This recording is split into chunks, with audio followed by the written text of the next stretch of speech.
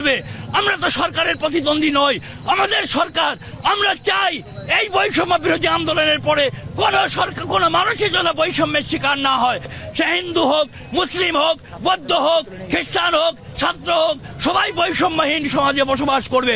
কিন্তু আমরা 50 বছরে কোন সময় বৈষম্যহীন অবস্থায় থাকতে পারিনি। এই মুহূর্তে আমাদের মূল দাবি চিন্ময় প্রভুর মুক্তি দিতে হবে এবং এই মুক্তির আন্দোলনে যারা অংশগ্রহণ করেছে চিন্ময় প্রভুর নেতৃত্বে আমাদের মূল দাবি 8 দফা। সেই 8 দফা সনাতন ধর্মীয় সংখ্যালঘুদের জন্য অত্যন্ত প্রয়োজন। এই 8 দফা আমাদের বাস্তবায়ন করতে হবে এবং এই মুহূর্তে চিন্ময় প্রভুকে মুক্তি দিতে হবে। আদারওয়াইজ বাংলাদেশের 3 কোটি হিন্দু কিন্তু বিভিন্ন জায়গায় আন্দোলন শুরু করবে এবং শুধু বাংলাদেশেই নয়, পৃথিবীর বিভিন্ন জায়গায় চিন্ময় প্রভুকে মুক্তি না দিলে আন্দোলন শুরু হয়ে যাবে এবং সেই আন্দোলন থেকে কিন্তু কেউই মুক্তি পাবে না। আমাদের 8 দফার প্রতি মূল দফা আছে কমিশন করতে হবে। সংখ্যালঘুদের উপর যে অত্যাচার করা হয়েছে কমিশনের মাধ্যমে সেগুলো বের করতে হবে এবং যারা যারা এই অত্যাচার করেছে তাদের বিচার করতে হবে। এবং এই পর্যন্ত এই স্বাধীনতার 50 বছরে কোনো সময় সংখ্যালঘুদের উপর যে অত্যাচার হয়েছে সেই অত্যাচারের একটি বিচারও হয়নি। যদি একটি বিচার হতো আজকে 5ই আগস্টের পরে সংখ্যালঘুদের যে অত্যাচার হয়েছে, নির্যাতন হয়েছে, সেই নির্যাতন হতো না। আমরা চাই বাংলাদেশ স্বাধীন হওয়ার পরে থেকে এই পর্যন্ত যতগুলো সংখ্যালঘুর উপর অত্যাচার করা হয়েছে প্রত্যেকটি অংশের বিচার করতে হবে, না হলে এদেশের সংখ্যালঘুর কোনো নিরাপত্তা থাকবে না। নিশ্চয়ই এদেশের মানুষ, এদেশের সংখ্যাগুরু মানুষ নিশ্চয়ই চায় না যে দেশ থেকে সংখ্যালঘু সম্প্রদায় নিশ্চিহ্ন হয়ে যাক। কারণ একটি সমাজ ব্যবস্থায় প্রত্যেকটি লোকের গুরুত্ব আছে। হিন্দু, মুসলিম, বৌদ্ধ, খ্রিস্টান সবাইকে একত্রে বাস করতে হবে। কেউ কারোর প্রতিদ্বন্দ্বী নয়, আমরাও কারোর প্রতিদ্বন্দ্বী নই। কিন্তু আমরা দেখেছি বিগত দিনগুলোতে এই 50 বছরে যতগুলো সরকার এসেছে সব সরকার হিন্দুদের প্রতি অত্যাচার করেছে, হিন্দুদের কোনো বিচার করেনি। আমরা সেই বিচার চাই এবং আমরা বর্তমানে বলছি যে আমরা রিসেন্ট বাটন চাপ দিয়েছি। রিসেন্ট বাটন চাপ দিয়ে সবকিছু বন্ধ করা হয়েছে, কিন্তু হিন্দুদের ক্ষেত্রে বলা হচ্ছে আগের সরকারের মতোই আবার রেকর্ড বাজানো হচ্ছে। এদেশে সাম্প্রদায়িক সম্প্রীতি বিরাজ করছে। কোথায় সাম্প্রদায়িক সম্প্রীতি বিরাজ করছে? কেউ বলতে পারবে এটা এদেশে সাম্প্রদায়িক সম্প্রীতি বিরাজ করছে? হিন্দুদের বাড়ি ঘরে আগুন দেওয়া হচ্ছে, তাদের প্রতিনিয়ত চাঁদা নেওয়া হচ্ছে। এ পর্যন্ত প্রায় 5 থেকে 10 হাজার লোককে নির্যাতন করা, মানে অত্যাচার করা হয়েছে, ঘর বাড়ি ভাঙা হয়েছে, পুড়িয়ে দেওয়া হয়েছে, ধর্ষণ করা হয়েছে, হত্যা করা হয়েছে। এগুলোর কোনো বিচার নাই। তাহলে একটি সরকার কিভাবে চলবে? আমরা তো সরকারের প্রতিদ্বন্দ্বী নই, আমাদের সরকার। আমরা চাই এই বৈষম্য বিরোধী আন্দোলনের পরে কোন সরকার, কোন মানুষের জন্য বৈষম্যের শিকার না হয়।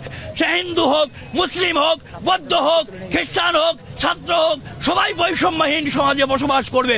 কিন্তু আমরা 50 বছরে কোন সময় বৈষম্যহীন অবস্থায় থাকতে পারিনি।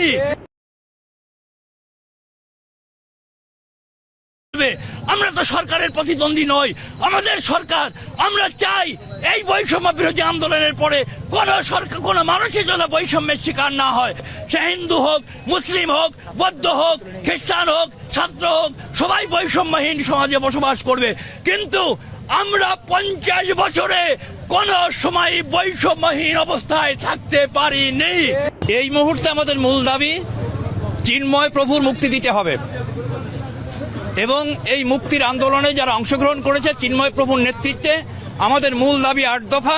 সেই 8 দফা সনাতন ধর্মীয় সংখ্যালঘুদের জন্য অত্যন্ত প্রয়োজন। এই 8 দফা আমাদের বাস্তবায়ন করতে হবে এবং এই মুহূর্তে চিন্ময় প্রভুকে মুক্তি দিতে হবে। আদারওয়াইজ বাংলাদেশের 3 কোটি হিন্দু কিন্তু বিভিন্ন জায়গায় আন্দোলন শুরু করবে এবং শুধু বাংলাদেশেই নয়, পৃথিবীর বিভিন্ন জায়গায় চিন্ময় প্রভুকে মুক্তি না দিলে আন্দোলন শুরু হয়ে যাবে এবং সেই আন্দোলন থেকে কিন্তু কেউই মুক্তি পাবে না। আমাদের 8 দফার প্রতি মূল দফা আছে কমিশন করতে হবে।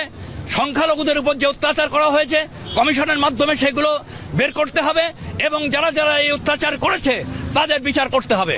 এবং এই পর্যন্ত এই স্বাধীনতার 50 বছরে কোনো সময় সংখ্যালঘুদের উপর যে অত্যাচার হয়েছে সেই অত্যাচারের একটি বিচারও হয়নি।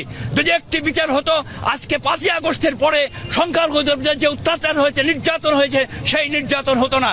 আমরা চাই বাংলাদেশ স্বাধীন হওয়ার পরে থেকে এই পর্যন্ত যতগুলো সংখ্যালঘুর উপর অত্যাচার করা হয়েছে প্রত্যেকটি অংশের বিচার করতে হবে, না হলে এদেশে সংখ্যালঘুর কোনো নিরাপত্তা থাকবে না। নিশ্চয়ই এদেশের মানুষ, এদেশের সংখ্যাগুরু মানুষ নিশ্চয়ই চায় না যে দেশ থেকে সংখ্যালঘু সম্প্রদায় নিশ্চিহ্ন হয়ে যাক। কারণ একটি সমাজ ব্যবস্থায় প্রত্যেকটি লোকের গুরুত্ব আছে। হিন্দু, মুসলিম, বৌদ্ধ, খ্রিস্টান সবাইকে একত্রে বাস করতে হবে। কেউ কারোর প্রতিদ্বন্দ্বী নয়, আমরাও কারোর প্রতিদ্বন্দ্বী নই। কিন্তু আমরা দেখেছি বিগত দিনগুলোতে এই 50 বছরে যতগুলো সরকার এসেছে সব সরকার হিন্দুদের প্রতি অত্যাচার করেছে, হিন্দুদের কোনো বিচার করেনি। আমরা সেই বিচার চাই এবং আমরা বর্তমানে বলছি যে আমরা রিসেন্ট বাটন চাপ দিয়েছি। রিসেন্ট বাটন চাপ দিয়ে সবকিছু বন্ধ করা হয়েছে, কিন্তু হিন্দুদের ক্ষেত্রে বলা হচ্ছে আগের সরকারের মতোই আবার রেকর্ড বাজানো হচ্ছে। এদেশে সাম্প্রদায়িক সম্প্রীতি বিরাজ করছে। কোথায় সাম্প্রদায়িক সম্প্রীতি বিরাজ করছে? কেউ বলতে পারবে এটা এদেশে সাম্প্রদায়িক সম্প্রীতি বিরাজ করছে? হিন্দুদের বাড়ি ঘরে আগুন দেওয়া হচ্ছে, তাদের প্রতিনিয়ত চাঁদা নেওয়া হচ্ছে। এ পর্যন্ত প্রায় 5 থেকে 10 হাজার লোককে নির্যাতন করা, মানে অত্যাচার করা হয়েছে, ঘর বাড়ি ভাঙা হয়েছে, পুড়িয়ে দেওয়া হয়েছে, ধর্ষণ করা হয়েছে, হত্যা করা হয়েছে। এগুলোর কোনো বিচার নাই। তাহলে একটি সরকার কিভাবে চলবে? আমরা তো সরকারের প্রতিদ্বন্দ্বী নই, আমাদের সরকার। আমরা চাই এই বৈষম্য বিরোধী আন্দোলনের পরে কোন সরকার, কোন মানুষের জন্য বৈষম্যের শিকার না হয়। সে হিন্দু হোক, মুসলিম হোক, বৌদ্ধ হোক, খ্রিস্টান হোক, ছাত্র হোক, সবাই বৈষম্যহীন সমাজে বসবাস করবে। কিন্তু আমরা 50 বছরে কোন সময় বৈষম্যহীন অবস্থায় থাকতে পারিনি।